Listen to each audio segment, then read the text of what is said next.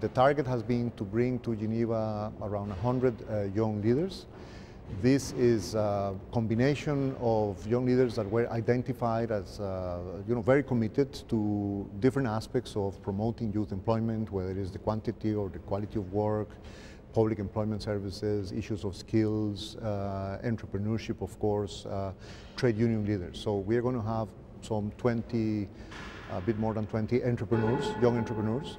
We're going to have a bit more than 20 also trade union leaders, and the rest is going to be a mixed group of people in NGOs, in private initiatives, etc. So it's going to be very varied. I would say that, of course, the young people are one of the hardest hit groups in developed countries and developing countries by the crisis. So this has squarely put the issue in a high priority in the world, in most countries around the world.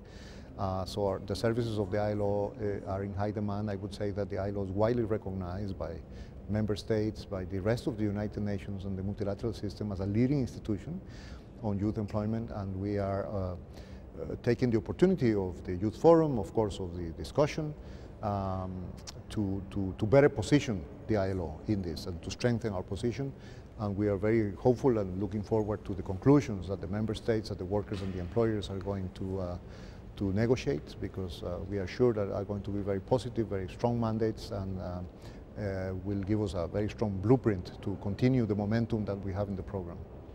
If you come back to one message, what could be the ILO recommendation to improve the situation of young people?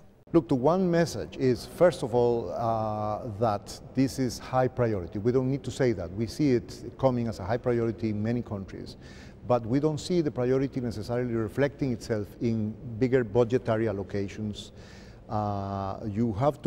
Countries have to make the allocation of resources. So the message is, this is not just a problem for ministers of labor, not just a problem for ministers of education or for the authorities in charge of the vocational training institution.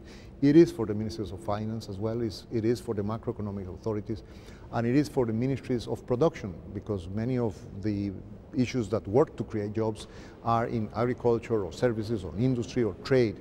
So it's that kind of priority, that kind of mainstreaming in the main policy frameworks.